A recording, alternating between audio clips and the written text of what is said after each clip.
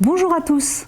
Dans ce nouveau rendez-vous du Salon de l'habitat virtuel, je vous propose d'aborder la question des extensions de maisons avec un architecte. Bonjour Xavier Auchard. Bonjour. Vous êtes donc architecte et directeur du CAUE de Côte d'Or. CAUE, ça ne parle pas à tout le monde. Pouvez-vous nous expliquer ce qui se cache derrière ce sigle un peu étrange? Alors étrange, j'espère pas trop. CAUE, ça veut simplement dire le Conseil d'architecture, d'urbanisme et de l'environnement. Et donc c'est un organisme départemental qui, comme son nom l'indique, fait du conseil, propose du conseil gratuit aux particuliers, aux collectivités et également des missions de sensibilisation auprès des publics scolaires ou du tout le public. L'objectif étant de valoriser et de soutenir la qualité de notre environnement, de l'architecture, du paysage et de l'urbanisme. Et donc, pour ce faire, on a une équipe d'architectes, d'urbanistes et de paysagistes qui peuvent accueillir les particuliers et aller en conseil dans les communes du département. Voilà. Et donc, il y a des CAUE dans pratiquement tous les départements de France. Très bien, merci. Vous vous êtes peut-être déjà dit, j'aimerais ajouter une chambre à mon habitation, agrandir mon salon ou ma cuisine ou créer un bureau. Bref, vous êtes bien chez vous, vous aimez l'endroit où vous habitez, mais vous souhaitez gagner quelques mètres carrés. Les travaux d'agrandissement d'une maison permettent de réaliser la plupart de ces projets sans avoir à déménager. Mais attention, tout projet d'extension, qu'il soit ajout d'une pièce ou surélévation, doit se faire en respectant certaines règles. Donc maintenant, je me tourne vers notre expert. Xavier Auchard, comment doit-on aborder un projet d'extension ? Alors vous avez dit déjà beaucoup de choses, mais effectivement l'important c'est de considérer son projet à différentes échelles et de partir de l'existant. Donc partir de l'existant, ça veut dire à la fois évidemment de la manière dont on vit dans cette habitation, mais aussi dans la manière dont cette habitation fonctionne dans son environnement, dans son jardin, dans son rapport aux voisins, etc. Et donc l'extension peut modifier considérablement ces rapports, et donc c'est bien important de considérer l'ensemble, donc à différentes échelles. Mais évidemment, ça part de ses envies, de plus d'espace souvent. Voilà. Et donc, il faut aussi se dire que c'est un projet de développement durable, puisqu'on va essayer maintenir l'existant, plutôt que d'aller construire et donc de participer au développement sans limite des zones urbaines. Je parle de différentes échelles, les usages, mais aussi la manière dont cette extension va pouvoir apporter plus de lumière, dont elle va fonctionner par rapport au voisinage. Est-ce qu'on veut être protégé ou être à l'ombre du soleil ou au contraire profiter de plus de soleil? Enfin, voilà. Donc toutes ces données-là, elles sont à considérer dans le cadre du projet d'extension. Et il faut effectivement bien définir son programme, comme on le ferait pour n'importe quelle réalisation, construction. Et dans ce cas-là, c'est définir les attentes, c'est-à-dire d'abord écrire les choses peut-être, ou en tout cas en parler, être d'accord ensemble en famille sur ce qu'on veut. Et puis, plutôt que de s'attaquer directement à un plan, mais en tout cas, la question des surfaces, la question de l'usage, du confort, de la lumière, de l'espace en plus en fait. Tout ça, ça peut simplement déjà s'écrire et puis ensuite voir comment on développe le projet, sachant qu'il faut aussi tenir compte de l'existant et du bâtiment existant et donc de sa forme, des éléments structurels, et parce qu'un projet va être plus ou moins complexe selon le fait qu'on va commencer à créer de grandes ouvertures, casser des murs ou simplement venir faire une greffe.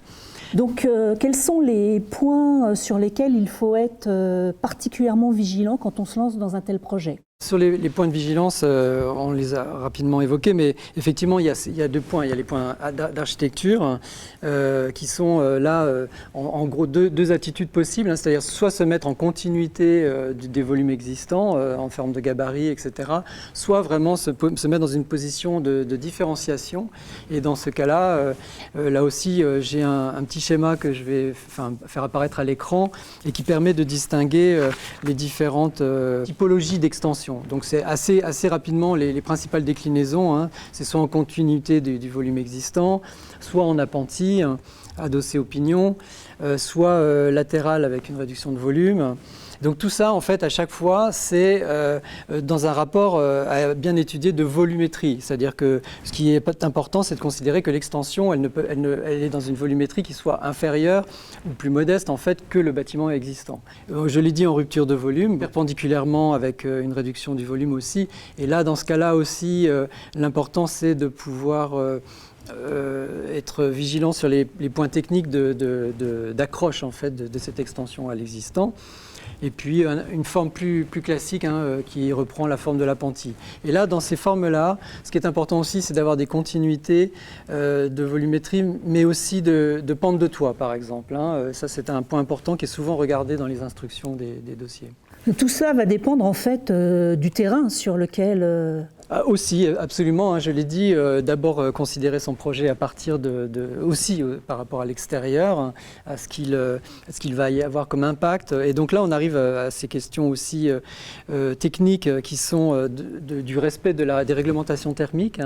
Donc aujourd'hui, s'applique encore la RT 2012.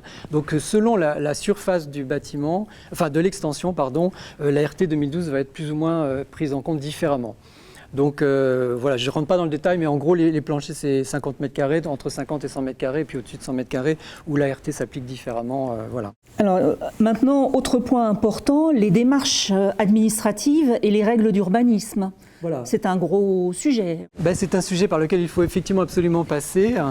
Donc il faut distinguer ce qui est de l'ordre des autorisations d'urbanisme, donc c'est permis de construire ou déclaration préalable, ou documents d'urbanisme et règles d'urbanisme qui sont les documents d'urbanisme qui s'appliquent dans une commune, ce qu'on appelle le plan local d'urbanisme en général. Voilà. Je vais vous faire passer un schéma qui fait apparaître en fait les grands cas selon la surface consacrée à l'extension et dans son rapport à l'existant, parce que c'est toujours comme ça que se considère le projet d'un point de vue réglementaire. Et donc vous verrez sur ce schéma, on distingue en gros moins de 20 mètres carrés, et là on est dans le cas entre 5 et 20 mètres carrés d'une déclaration préalable, et puis sinon dans les cas 20-40 selon le fait qu'on soit en zone U ou pas du document d'urbanisme, eh bien, les choses s'appliquent différemment. Et puis également, le troisième cas, c'est quand on dépasse en fait ces 40 mètres carrés. Voilà. Donc, et ce qu'il faut prendre en compte, ce qui est important, c'est de considérer que quand on fait une extension, c'est l'ensemble de la surface qui est considéré de ce point de vue-là. Donc l'ensemble de la surface de la maison. C'est ça, c'est-à-dire qu'on prend en compte, et on ajoute à l'extension le volume existant, enfin la surface existante. Et là, on parle bien de surface de plancher. Vous verrez sur ce schéma apparaît clairement cette notion de surface de plancher. Et donc c'est ça qui permet à la fois de définir si on est en déclaration préalable ou si on est en permis de construire.